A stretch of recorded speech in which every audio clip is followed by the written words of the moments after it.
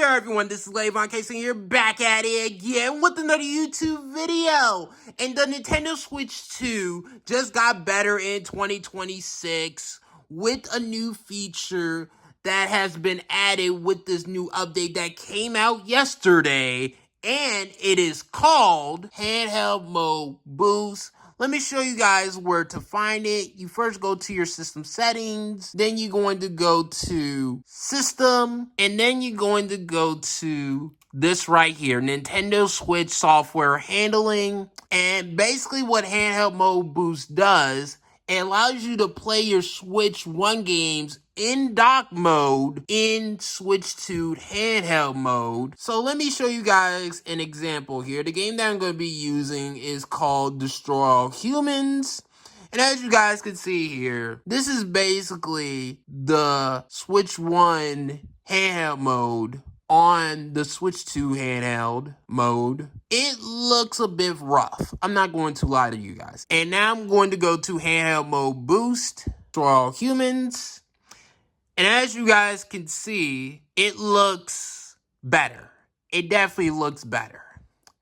Now, we as Nintendo fans need to ask this question here. Does Handheld Mode Boost make Switch 2 editions useless? Kinda. It depends. So let me name you guys two examples to where Switch 2 editions of some Nintendo first-party games are useless now. There's a Switch 2 edition of Super Mario Bros. Wonder that is coming out very soon. And the game will probably be 4K docked and 1080p, 60 frames per second in handheld mode. But now with this Handheld Mode Boost, I can pretty much get the game, the Switch 1 version of that said game for $60 or even lower than that because I can get the game used and just play the Switch 1 version of that said game, Super Mario Bros. Wonder at 1080p 60 frames per second in dock mode and also in 1080p 60 frames per second in handheld mode boost on the Switch 2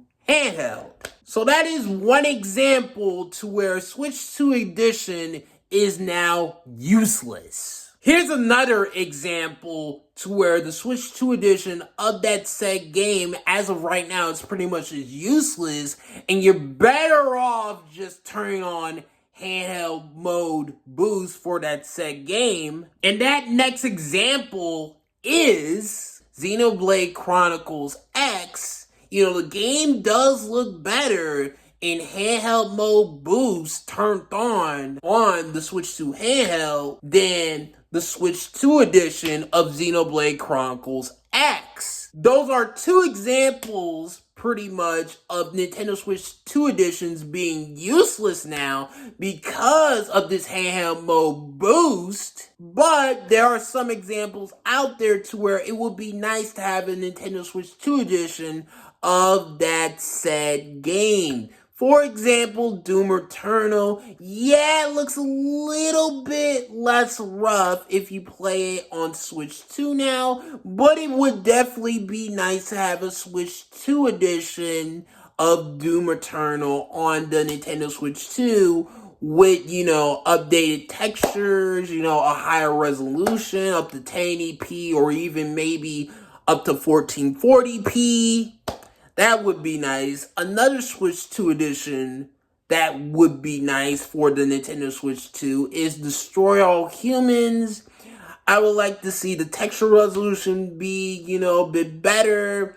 I would like to see a higher resolution of the game. I would like to see it running at 60 frames per second.